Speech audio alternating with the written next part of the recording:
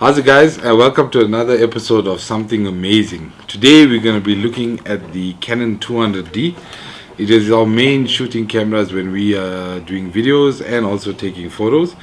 And yeah, we're going to get into that.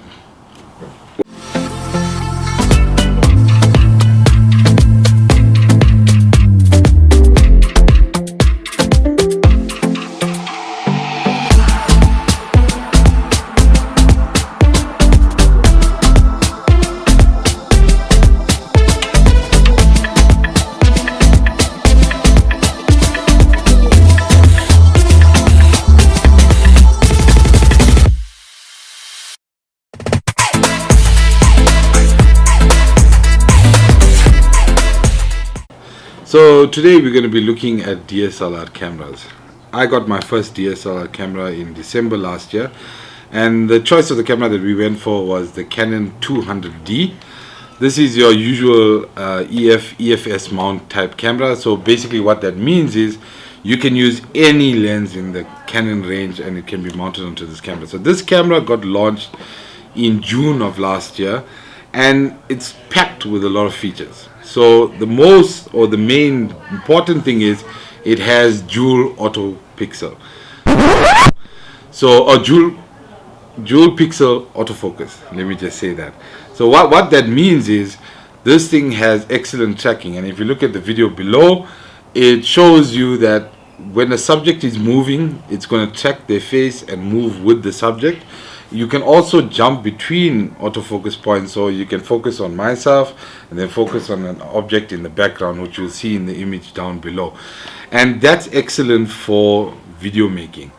The other good thing about it, it's nice and compact. So this camera comes in at about a size of 122 by 0.4 by 92.6 by 69.8 millimeters. So that's the dimensions of it.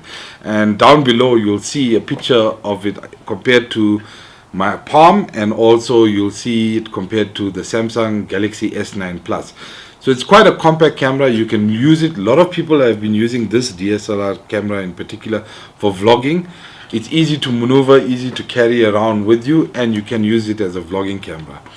The other thing about it is it's extremely light. So this thing comes in only at 453 grams. So it technically can be mounted on any tripod out there. So you don't have to buy an expensive tripod that can take in can manage heavy weight cameras. You can literally use any tripod out there on the market. And some of the tripods that we use, we covered in our tripod episode, so we'll put a link down below. So to get into some of the features of this camera, it's got a 24.2 megapixel 22.3 by 14.9 crop sensor. It shoots at about 5 frames per second. One downside to it has only 9 autofocus points, but from a video perspective, like I said, it's got that dual pixel autofocus, which is brilliant, and it shoots full HD at 60 frames per second. So you can shoot videos and slow it down to get those nice slow motion shots. It's also got Wi-Fi, it has NFC as well built in, and it's got Bluetooth. So you can connect this camera to your phone with the camera app, Canon Camera Connect app. And what that allows you to do, you basically can use your phone as a monitor to see exactly what you're shooting. And you can control your entire camera with it being far away and having just your phone nearby you. The other thing it takes is an LPE17 battery. So these are tiny batteries. They go in the bottom slot, but they last quite long. So in the experience we've been using them for the last 6 months, you can technically shoot pictures an entire day and the battery will never die. If you do shoot video though through the day, you will need an extra battery, and usually one battery lasts for most of the day, where you just need to change the battery towards the end.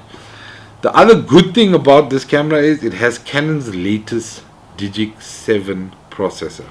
So what is that? Basically, a Digic processor is a CPU of, like if you compare a CPU of a computer that does all the processing of a computer, the Digic 7 processor is the CPU of the camera.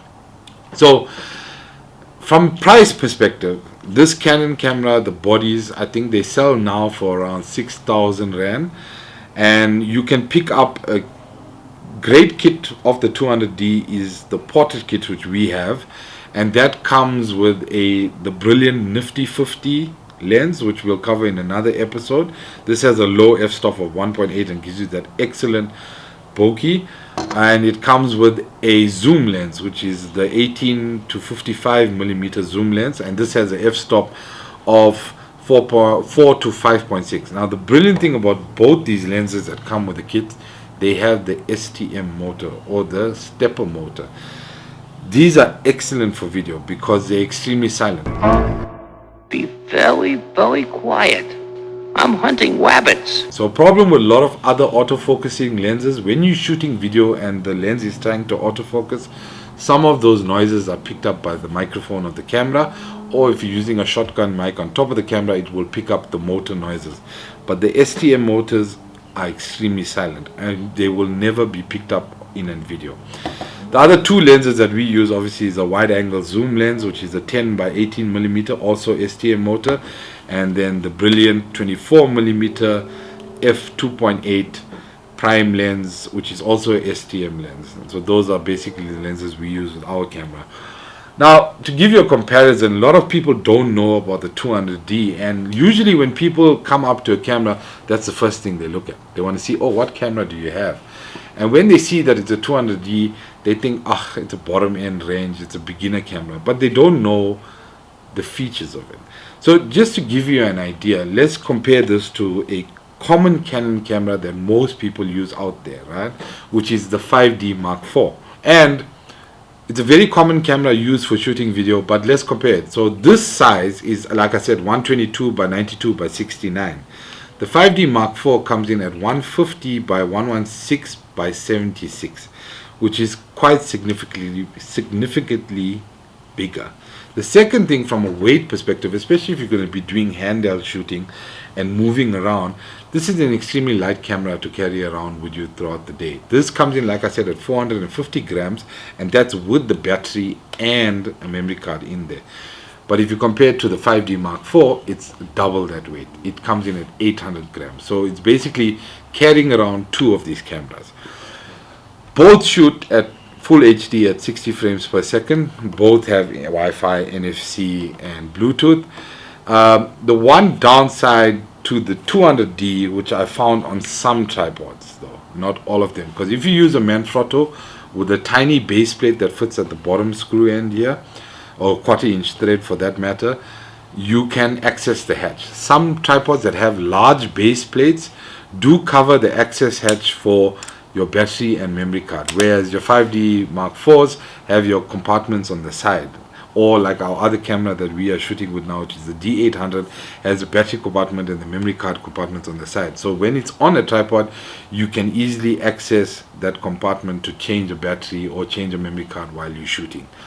The other problem with it is, or the other benefit, sorry, of the 200D, like I said, that CPU, it's got the Digic 7 processor, versus the Canon 5D Mark IV, it only has a Digic 6 Plus processor. So what does the CPU processor mean? I mean, this has the latest generation of it. It's basically the same one that has come out now in the Mark II 1DX, and it's the CPU of the camera. So it processes a lot of more data.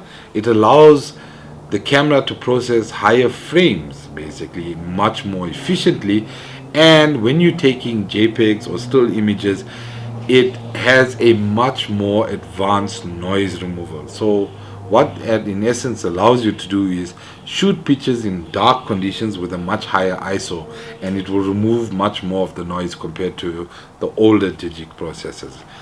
Also, like I said, the price point. This comes in at 6,000 Rand versus the Canon 5D Mark IV, which comes in at 46 to 48,000 Rand, which is quite significantly bigger.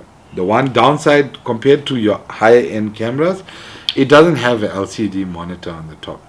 But that's not difficult because you do see your camera settings like your shutter speed, your f-stop, and your ISO in your viewfinder, or it also has a full swiveling screen and it shows you all your settings there. So this is ideal for vlogging as well.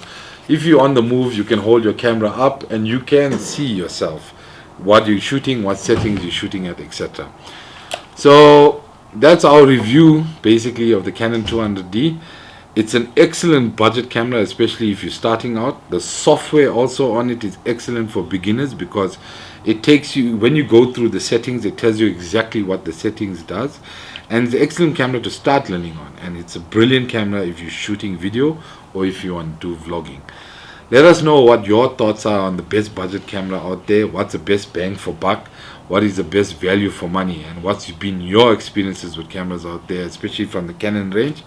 And comment down below, give the video a like, subscribe, and if there's anything else you'd like us to discuss in the future, please let us know. See you next time. First, let me take a selfie.